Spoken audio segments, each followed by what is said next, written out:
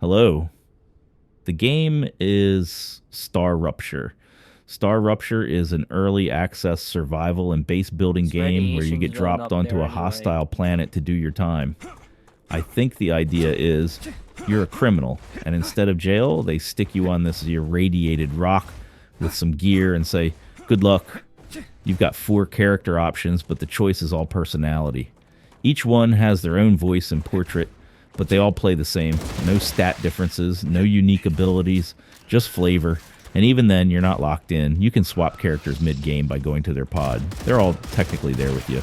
So that's the setup. Now let's get into the meat of it, comparing it to Satisfactory. If you've played Satisfactory, you're going to feel a strong resemblance here. Star Rupture is definitely cut from that same cloth. It's got that factory building, logistics managing DNA, but it's also a lot more approachable. Satisfactory can be overwhelming with its complexity.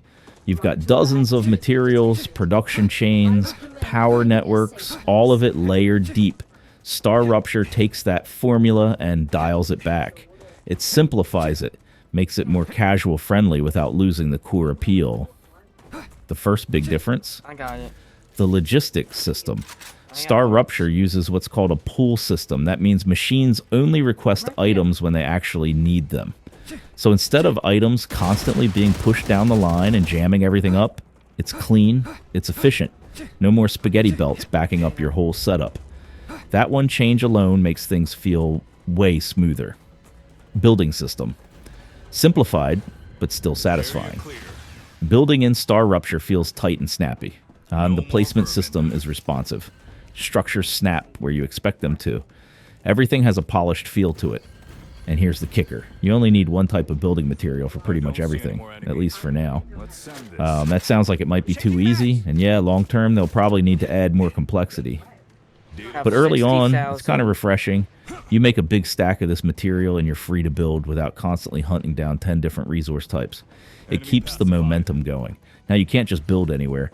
The planet gets absolutely cooked during a star rupture, so the game only lets you build inside protective shield zones. You place down a generator, and everything you build has to be within that radius. It's a big enough area to do what you need, but it forces you to plan out your expansions. That's a base. It's not just scatter and sprawl. Wait, no, that's a different. And yeah, anything outside that shield would probably get nuked the next time the rupture hits. Star Rupture event, the main gimmick. So let's talk about the actual rupture.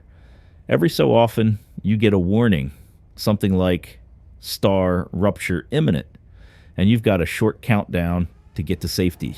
Then the sky lights up. The whole planet takes a beating. It looks like a nuclear blast wave rolling across the terrain. Vegetation gets wiped out. Any wildlife on the surface? Gone. And that's your cue. Right after the rupture, you've got a window to run out and gather certain rare materials.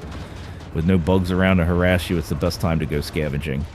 But the planet heals fast. Plants start regrowing, and soon after that, the wildlife returns. So it's a cycle. Shelter up, survive the rupture, then sprint out and gather what you can before things get dangerous again. I thought at first the rupture would trigger insect swarms or some kind of base attack, like a 7 days to die situation. But that's not the case. That said, the game does have turrets, which makes me think eventually they might lean into base defense mechanics. They're giving us the tools. They just haven't built the systems around them yet. Exploration and research is a huge part of the game. You're not just farming resources, you're out there searching old wrecks, digging through the remains of failed expeditions. There's tech to salvage, electronics to recover, and parts to scan. That scanning feeds into your research system. You collect biological samples, machine scraps, whatever you can find, and feed that into your scanners back at base. That earns you research points, which you use to unlock new gear and upgrades. On top of that, there's a tier system where you send materials into space. Once you fill certain quotas, new tiers unlock with more advanced tools and structures. It's a nice loop: explore, loot, research, unlock, expand, rinse and repeat. But it never feels too grindy because each step builds naturally into the next. Combat. Way more engaged than Satisfactory. Combat is where Star Rupture really steps away from Satisfactory. Satisfactory had enemies, sure, but they were more like environmental hazards. In Star Rupture, combat is a regular part of the experience. You'll get attacked, sometimes hard. If you're not paying attention, you can get overwhelmed. But the good news is, it feels good. Weapons are punchy, grenades are effective, you get upgrades that actually matter. And clearing out areas or holding off bug swarms is genuinely satisfying. It's not a full-on shooter, but it gives the exploration and survival a little more weight.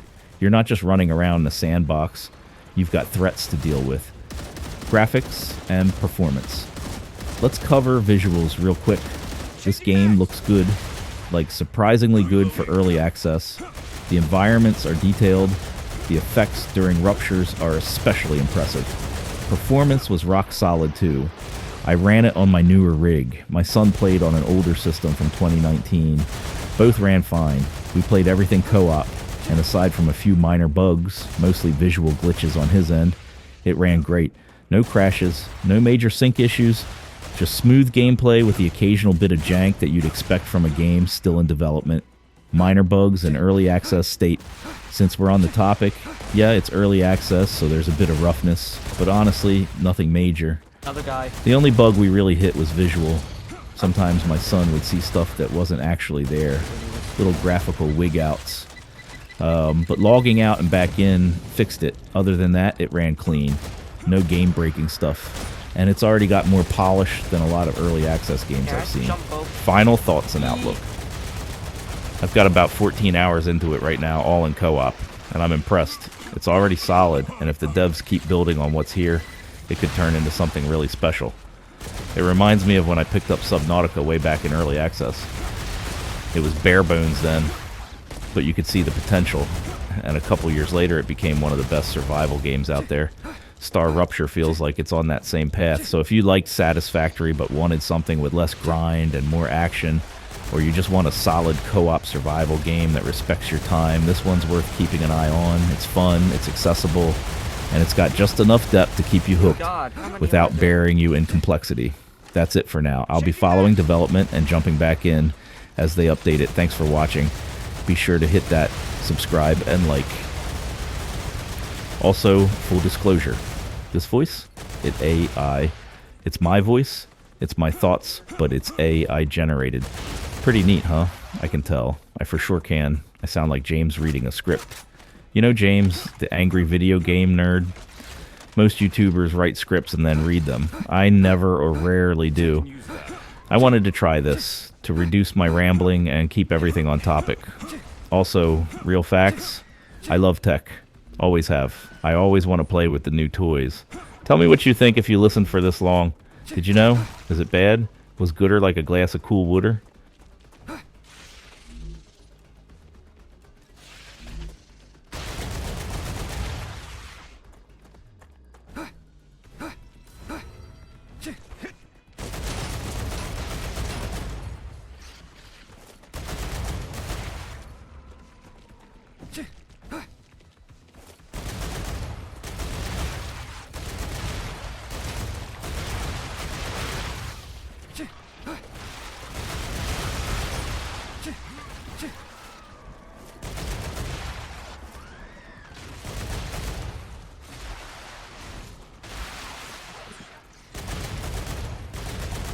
Damn, y'all.